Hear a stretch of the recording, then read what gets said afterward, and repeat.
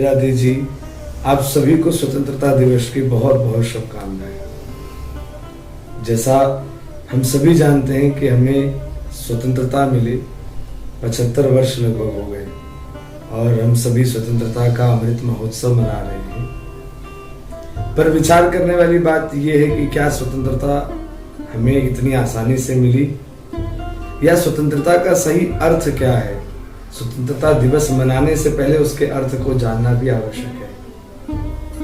दूसरी चीज, कहीं ऐसा तो नहीं कि हम अपने जीवन में व्यस्त होने के कारण उनको भूल गए जिनकी वजह से हमें स्वतंत्रता मिली।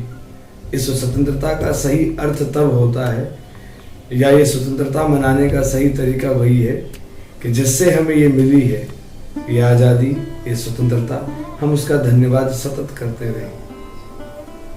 हमारे यहाँ संस्कृत का शब्द है स्वतंत्रता।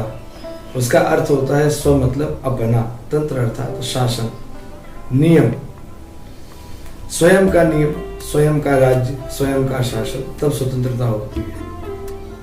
लेकिन हम सब जानते हैं कि इस स्वतंत्रता को पाने में, इस आजादी को पाने में न जाने कितने सारे सैनिकों ने, न जाने कितने सारे देशभक्तों ने, न जाने कितने सारे युवाओं ने, युवतियों ने अपने प्राणों को न्यौछावर किया।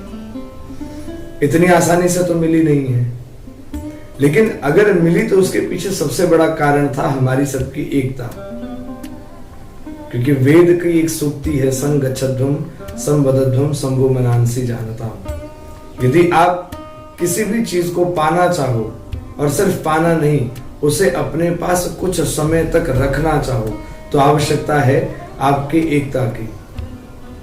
कहीं ना कहीं एक ऐसा समय आ रहा है कि जिसमें चाहे वो बाहरी शक्तियां हों, चाहे वो बुरे विचार के लोग हों, बुरे व्यक्तित्व के लोग हों, लेकिन प्रयास कर रहे हैं कि हमारी आपकी एकता जो है वो अखंड हो, हमारी आपकी एकता टूटे, हमारी आपकी एकता खंडित हो, हमारी आपकी एकता में भंग पड़े। प्रयास ये करना चाहिए कि इस स्वतंत्रता को बरकरार रखने के लिए, इस स्वतंत्रता को कायम रखने के लिए हमें अपनी एकता पहले कायम रखनी होगी। कुछ बात है कि हस्ती मिटती नहीं हमारी, सदियों रहा है दुश्मन दौरे जहां हमारा। हमेशा से हमारे देश का, हमेशा से हम भारतीयों का कोई न कोई दुश्मन जरूर रहा है, चाहे वो वैचारिक रूप से हो, चाहे वो आध्यात्मिक रूप से हो, चाहे मानसिक रूप से हो, या आर्थिक रूप से हो। पर भगवान की कुछ ऐसी कृपा है कि इस धरती पर, इस देश पर, कि हम पर कभी बड़ी से बड़ी मुसीबत भी आई है तो हमारा कुछ बिगाड़ नहीं पाई। और उसका कारण है कि हमारे यहाँ के जो कुछ सजग हैं, कुछ संत हैं, कुछ सैनिक हैं, कुछ कृषिकर हैं, कुछ भारतीय ऐसे हैं जो सभी सजग रहते हैं सदा, जिसकी वजह से हमारी अभी तक अखंडता बनी हुई है। प्रयास यही करिए, सदा नित्य निरंतर, आप जहां भी रहो, जैसे भी रहो, यदि आपके सामने कोई सैनिक है, यदि आपके सामने कोई किसान है, तो आप प्रयास करिए कि उसका सम्मान करिए, जिसके माध्यम से हमारा ये देश अब तक टिका हुआ है, हमारा ये देश प्रफुल्लित है, हमारा ये देश आगे बढ़ रहा है। प्रयास करें, ये जो अमृत महोत्सव है, ये अमृत महोत्सव सिर्फ मनाना नहीं है। इस अमृत महोत्सव को मनाते हुए कुछ नए संकल्प अपने मन में लीजिए, कुछ नए विचार अपने मन में लीजिए, स्वयं भी जागरूक होइए, औरों को जागरूक करिए, और ये स्वतंत्रता ऐसे ही अखंड रूप से बनी रहे। हमारी संस्कृति, हमारी सभ्यता चारों ओर फैले, हमारे देश की उन्नति हो।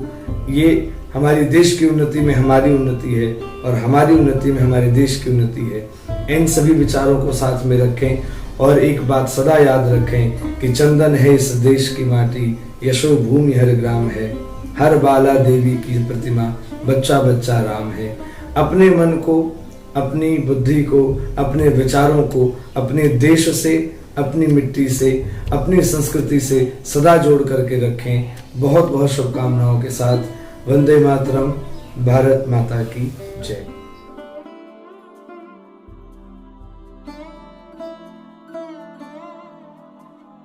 Thank you.